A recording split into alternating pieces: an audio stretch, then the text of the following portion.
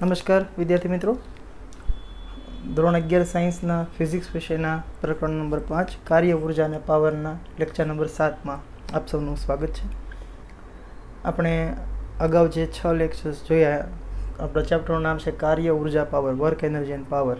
તો શરૂઆતમાં 2 કે 3 લેક્ચર આપણે કાર્ય વિશે જોઈએ, પછી લાસ્ટ લેક્ચરમાં આપણે એનર્જી એટલે કે ગતિ ઉર્જા વિશે વાત કરી. હજુ એમાં સ્થિતિ ઉર્જા અને કુલ ઉર્જા છે એ ટોપિક બાકી છે, એ પછી જોઈશું આપણે. અને જે આ ત્રીજો શબ્દ છે પાવર, તો આજે આપણે પાવર વિશે થોડીક માહિતી મેળવીશું અને પછી એના આધારિત દાખલાઓ છે એ થોડા સોલ્વ કરીશું. સૌથી પહેલાં આપણે જેમ ગતિ ઉર્જા વિશે ટૂંક નોંધ જેવો એક પ્રશ્ન લખ્યો હતો એમ પાવર વિશે લખી દઈએ.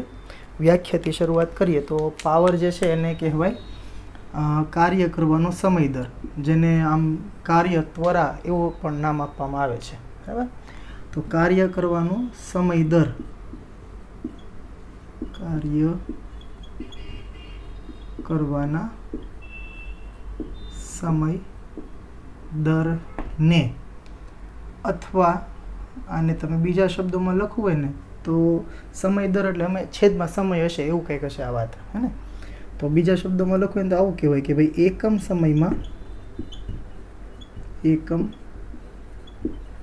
સમયમાં થતા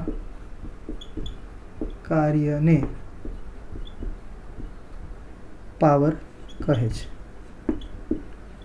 બરાબર, તો સમય દર કયો અથવા તો એકમ સમય આવો શબ્દ આવે ત્યારે આપણને ખ્યાલ આવે કે સમય છે એ છેદમાં હશે અને અંશમાં શું હશે, તો કે ભાઈ એકમ સમયમાં થતું શું કીધું છે, કાર્ય, તો અંશમાં કાર્ય હશે. એટલે પાવરનું સૂત્ર આપણે આવું લખી શકીએ. તેથી પાવર બરાબર કાર્ય ભાગ્યા સમય, આ પાવરનું સૂત્ર થશે. આપણે એના એકમ વિશે જો વાત કરીએ તો પાવરનો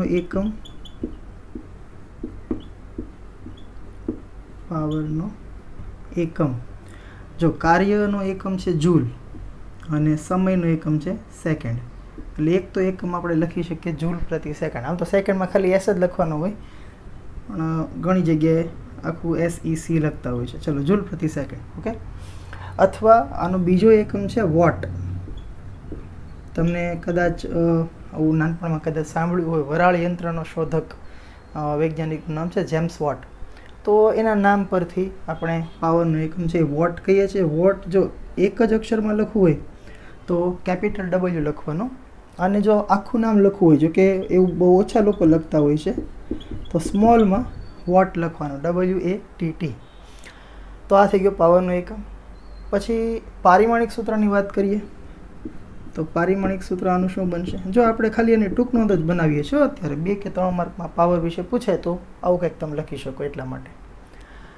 હવે પારિમાણિક સૂત્રની વાત કરીએ, જો કાર્ય છે જૂલ, એનું પારિમાણિક સૂત્ર બહુ પ્રખ્યાત છે, M1L2T-2. ઉર્જાનું જે હોય એ જ કાર્યનું પારિમાણિક સૂત્ર હોય. તો અંશમાં M1L2T-2 આવું તો હશે જ તે જૂલનું પારિમાણિક સૂત્ર. છેદમાં સેકન્ડ છે એટલે છેદમાં એક વખત T છે, એના અંશમાં લઈ જાઓ એટલે પારિમાણિક સૂત્ર બનશે આનું M1L2T-3. આ એનું પારિમાણિક સૂત્ર છે. ખાસ આ યાદ રાખવાનું, આપણે 1 માર્કમાં MCQમાં ક્યારેક પૂછી શકાય. એ સિવાય પાવર એ અદિશ રાશિ છે. પાવર એ અદિશ રાશિ છે. ઉર્જા જેમ અદિશ હતી, એટલે અહીંયામાંથી ઉર્જા લખાઈ ગયું, જો બોલતા હોય ને લખાઈ જાય. તો પાવર એ અદિશ રાશિ છે. બરાબર. પછી બીજું શું આના વિશે છે? એકમ લખ્યું આપણે જૂલ પર સેકન્ડ અથવા તો વોટ. હા, આ સિવાય બીજો એક એકમ પણ છે, પાવરનો એક અન્ય એકમ. પાવરનો અન્ય એકમ એ છે હોર્સ પાવર, એને HP આ રીતે બતાવાય. બરાબર. તો અને હોર્સ પાવર એવું વંચાય, અને 1 હોર્સ પાવર અને વોટ વચ્ચેનો જે સંબંધ છે ને એ કંઈક આવો છે. 1 હોર્સ પાવર બરાબર 746 વોટ. બરાબર. તો આ એક અન્ય એકમ છે. ઘણી વખત આ એકમ પણ તમને આપતા હોય છે. બરાબર. તો બસ આટલી વસ્તુ યાદ રાખવાની છે પાવર વિશેની. આ થઈ ગઈ તમારી ટૂંક નોંધ 2 કે 3 માર્કમાં. આમ તો જો કે 3 માર્કમાં ના પૂછી શકે, પણ 2 માર્કમાં કદાચ પૂછાય. બરાબર. તો આટલા 4 થી 5 મુદ્દાઓ એમાં તમારે લખવાના. વ્યાખ્યા ટૂંકમાં ખાસ યાદ રાખવાની આપણે કે પાવર બરાબર શું છે? કાર્ય ભાગ્યા સમય. ઓકે, સારું. પછી એના આધારિત આપણે ઉદાહરણ 5.10 જે આપેલું છે. હા, જો બીજી એક વાત, ઉદાહરણ 5.10માં પાવરનું એક બીજું સૂત્ર આપણે કામ આવશે. એ સૂત્ર હું તમને બનાવી જ દઉં સાથે આમાં જ. જો આપણે પાવર બરાબર સૂત્ર મેં લખ્યું કાર્ય ભાગ્યા સમય, એટલે હું આવી રીતે લખી શકું P બરાબર W ભાગ્યા T. પાવર આ વર્ક અને આ ટાઈમ. અગર આ W જે છે, W એટલે કાર્ય બરાબર છે બળ ગુણ્યા સ્થાનાંતર. તો અગર હું આ W ની જગ્યાએ FD લખી દઉં, બળ અને સ્થાનાંતર, છેદમાં લખું T. અને અત્યારે એવું માની લઈએ કે બળ સ્થાનાંતર બે એક દિશામાં છે, cos થીટા હું નથી લખતો, cos 0 છે એવું માનીને 1 છે એવું માનીને ચાલીએ આપણે. તો અહીંયા કાર્યની જગ્યાએ લખું FD બળ સ્થાનાંતર છેદમાં સમય. તો આ જે વસ્તુ છે ને, સ્થાનાંતર ભાગ્યા સમય, આ જે વસ્તુ, આ તમારે સુરેખ પથ પર ગતિવાળું ચેપ્ટર છે એમાં આવી ગયું છે. સ્થાનાંતર ભાગ્યા સમય એને કહેવાય વેગ. તો તમે એના જગ્યાએ V લખી દો તો તમને પાવરનું એક બીજું સમીકરણ મળે, P બરાબર FV. તો આ પણ એક યાદ રાખવાનું. મૂળ સમીકરણ છે W ભાગ્યા T, એટલે કે કાર્ય ભાગ્યા સમય. પણ એ સિવાય બીજું એક આ સમીકરણમાં આપણે યાદ રાખવાનું, બળ ગુણ્યા વેગ. કારણ કે જો આ ઉદાહરણ જે આપણે 5.10 ગણીશું ને, એમાં એ તમારે કામમાં આવશે. જુઓ હવે ઉદાહરણ 5.10 જોઈએ આપણે. તો પ્રશ્ન એવો છે કે ભાઈ મહત્તમ 1800 કિલોગ્રામ સહન કરી શકે એવી એક લિફ્ટ છે કે એને આપણે 2 મીટર પ્રતિ સેકન્ડની અચળ ઝડપથી ઉપર તરફ લઈ જવાની છે. જો જઈ રહી છે એવું જ કહી દીધું છે, લઈ જવાની નથી. અને સાથે બીજું શું કીધું છે કે લિફ્ટની ઉપર ગતિની વિરુદ્ધ દિશામાં ઘર્ષણ બળ લાગે છે 4000 ન્યૂટનનું.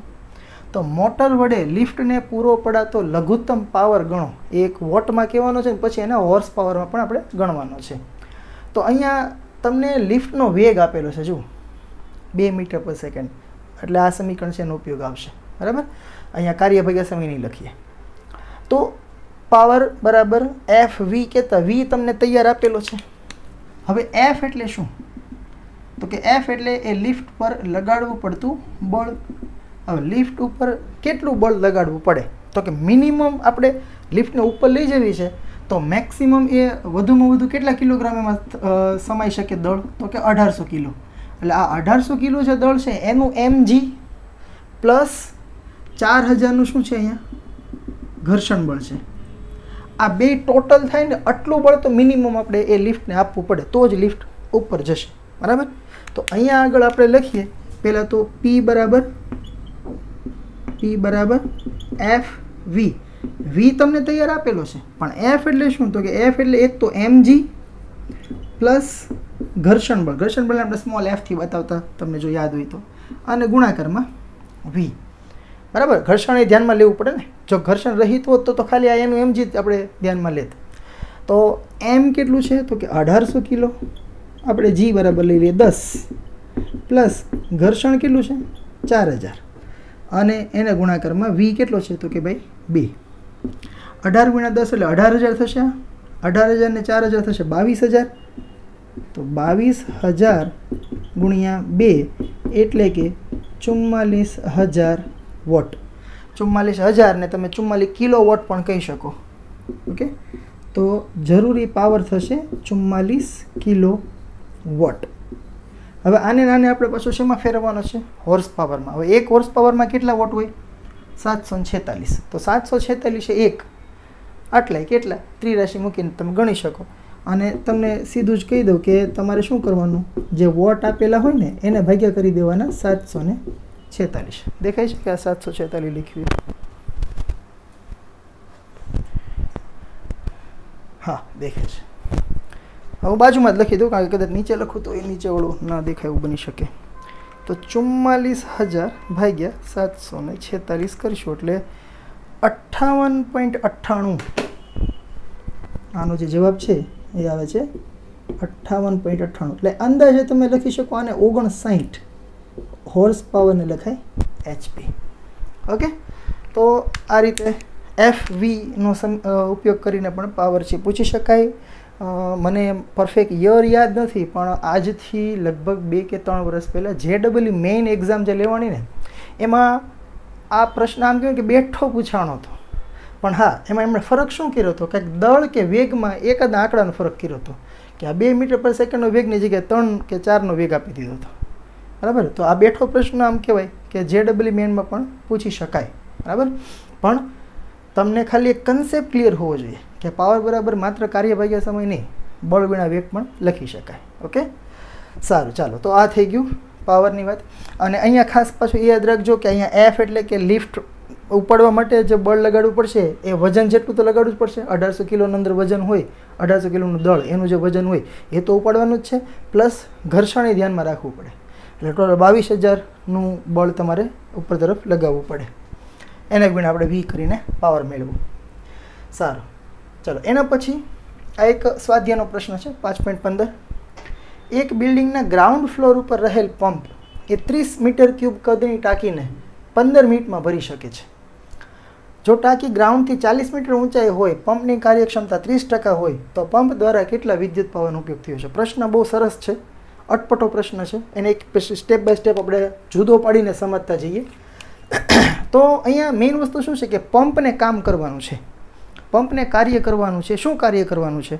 તો કે ઓલી પાણીની ટાંકી છે ને ભરવાની છે. પાણીની ટાંકી કેટલી ઊંચાઈ છે? 40 મીટર ઊંચાઈ. એટલે અહીંથી તમને ખ્યાલ આવે કે પાણીને તમારે જમીનના જે હોય ને જમીનનું સ્તર ત્યાંથી 40 મીટર ઊંચાઈએ લઈ જવાનું છે. એટલે કાર્ય તો કરવું જ પડે આપણે ગુરુત્વાકર્ષણ બળની વિરુદ્ધમાં. ગુરુત્વાકર્ષણ બળ નીચે લાગતું હોય એટલે એની વિરુદ્ધમાં આપણે પાણીને ઉપર લઈ જવાનું છે. તો એ કાર્ય કરવું પડશે. એ કેટલા અંતર સુધી ઉપર લઈ જવાનું છે? તો કે 40 મીટર સુધી એને પાણીને આપણે ઉપર લઈ જવાનું છે. એટલે આ પાણીનું સ્થાનાંતર થઈ ગયું. જમીનથી લઈને 40 મીટર ઊંચાઈ જે ટાંકી જ્યાં છે ત્યાં સુધી આપણે પાણી લઈ જવાનું છે. એટલે આ થઈ ગયું પાણીનું સ્થાનાંતર. પછી ટાઈમ તમને આપી દીધો, કેટલા મિનિટમાં આ ટાંકી ભરવાની છે? 15 મિનિટમાં. એટલે પાવરનું સૂત્ર હતું કાર્ય ભાગ્યા સમયમાં. સમય આપી દીધો તમને.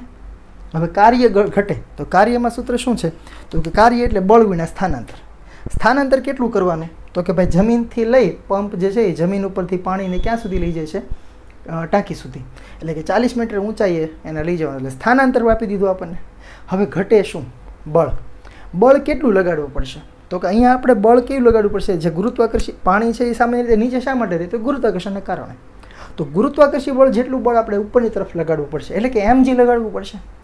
જીનું મૂલ્ય આપણને ખબર હોય. ઘટે કોણ? m. m એટલે કે પાણીનું દળ. એ તમને અહીંયા આપેલું નથી, આપણે બનાવવું પડશે. તમે જુઓ અહીંયા તમને એવું કીધું કે ટાંકીનું જે કદ છે ને એ છે 30 મીટર ક્યુબ. તો આમાં કેટલું પાણી સમાશે એનું દળ આપણે પહેલાં તો શોધવું પડશે. એટલે અહીંયા આપણે લખીએ કે V બરાબર 30 મીટર ક્યુબ કદની ટાંકીમાં સમાવેશ થતું, સમાવેશ લખશું સમાવિષ્ટ અથવા તો સમાતું લખી નાખીએ. હાલો ને, સમાતું નહીં, સમાતા. હા, સમાતા પાણીનું દળ, પાણીનું દળ m બરાબર. હવે જો કદ આપેલું એટલે આપણને ખ્યાલ આવવો જોઈએ કે ρ ગુણ્યા V લખો એટલે તમને દળ મળી જાય. પાણીની ઘનતા ગુણ્યા અહીંયા કદ. હવે પાણીની ઘનતા અગાઉ આપણે એક બે દાખલામાં ક્યાંક ઉપયોગ કરી ગયા છીએ. 1000 તમને યાદ રાખવાનું મેં કીધું હતું. તો 10⁻³ ગુણ્યા કદ કેટલું છે? તો કે ભાઈ 30 મીટર ક્યુબ. એટલે કે આપણે જે દળ લઈ જવાનું છે પાણીનું એ છે 30 ગુણ્યા 10⁻³ કિલોગ્રામ. આટલું પાણી આપણે ઉપર લઈ જવાનું છે. કેટલું ઉપર લઈ જવાનું છે? 40 મીટર ઉપર લઈ જવાનું છે. તો થતું કાર્ય અહીંયા લખીએ, મોટર વડે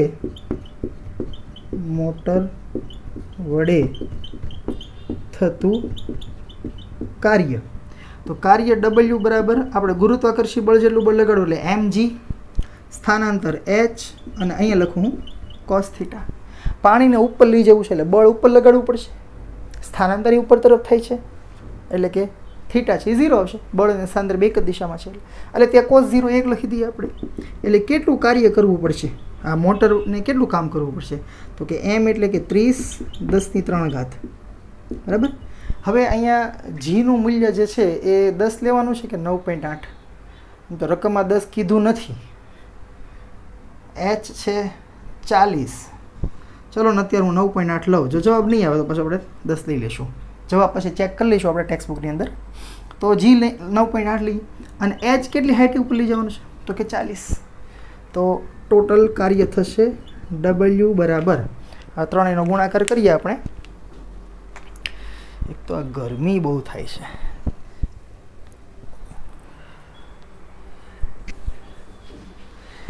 તો 30 ગુણ્યા 40 ગુણ્યા 40 એટલે જો કહે તો 1200 થવાનું ગુણ્યા 9.8 બરાબર.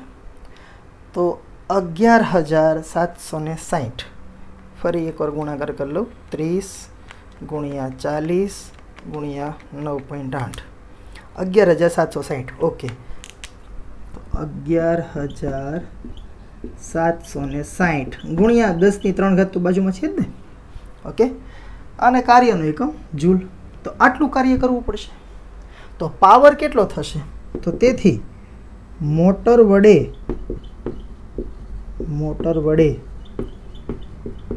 વપરાતો પાવર. તો પાવર બરાબર અહીંયા લખી શકીશું આપણે કાર્ય ભાગ્યા સમય. અહીંયા કંઈ વેગ બેગ ને એવું તો આપ્યું નથી, નહીં તો એફી લખે તો આપણે. તો કેલ્ક્યુલેટરની જરૂર પડવાની જ છે ને. જો 11,760 ગુણ્યા 10 ની 3 ઘાત ભાગાકારમાં સમય કેટલા ટાઈમમાં કામ કરવાનું છે તો 15 મિનિટમાં. હવે મિનિટમાંથી સેકન્ડમાં ફેરવવું હોય કારણ કે આપણે તો સમય છે સેકન્ડમાં લઈએ ને એટલે 15 ગુણ્યા હું 60 કરી દઉં એટલે કે 900 થશે. બરાબર, 11,760 ભાગ્યા 900 એટલે તમને અહીંયા પાવર મળ્યો P બરાબર 13.066 આવશે એટલે હું 67 કરી દઉં ગુણ્યા 10 ની 3 ઘાત અને પાવરનો એકમ વોટ. તો આને તમે અંદાજે લખી શકો 13 કિલો વોટ. જોકે આ પ્રશ્ન આપણને પૂછવો નથી, આપણને પ્રશ્ન કર્યો છે પંપે કેટલા પાવરનો ઉપયોગ કર્યો હશે. પંપે કેટલા પાવરનું કામ કર્યું છે એ નથી પૂછ્યું. બરાબર, હજુ આગળ એક કાર્યક્ષમતાવાળી વસ્તુ આપી છે. તમે આટલું લખો પછી હું આગળની વસ્તુ કરાવડાવું.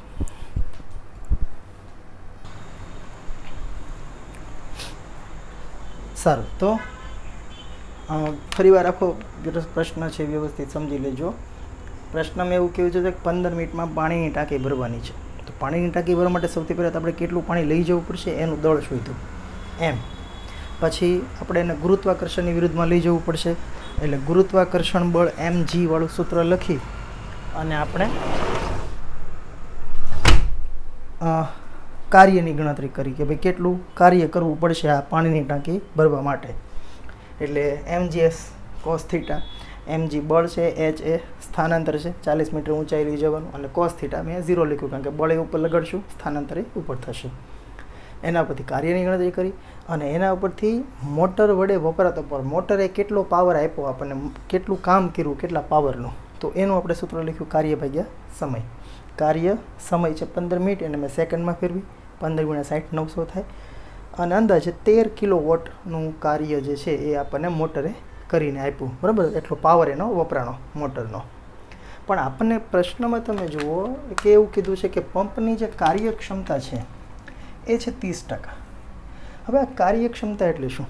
કાર્યક્ષમતા એટલે આમ જોવા જાવ તો આઉટપુટ અને ઇનપુટ જેવી વાત છે આ. કે તમે ધારો કે કોઈ એક વ્યક્તિને 100 રૂપિયા આપો અને એમ કહો કે તારે મને આ એક દિવાલ આખી કમ્પ્લીટ કરવાના આપવાના છે. હવે તમે એવું ધારેલું હોય કે 100 રૂપિયામાં એક દિવાલ કમ્પ્લીટ થવી જોઈએ, એક મજૂરી તમે કોઈ રાખ્યો મજૂરને, પણ એ ધારો કે આખો દિવસ પૂરો થાય તમે એને 100 રૂપિયા પહેલેથી આપી દીધા હોય, એ અડધી દિવાલ જ બનાવે. તો આપણે એવું કંઈક અડધું કામ તો તે કર્યું જ નથી એટલે એની કાર્યક્ષમતા 50% જ થઈ. એને આઉટપુટ 50 રૂપિયાનું જ આપ્યું કહેવાય, લઈ ગયો એ 100 રૂપિયા. બરાબર, એટલે કાર્યક્ષમતાને આપણે કઈ રીતે વ્યાખ્યાયિત કરી શકીએ તો કે ભાઈ કાર્યક્ષમતા છે ને એને ઈટાથી બતાવાય.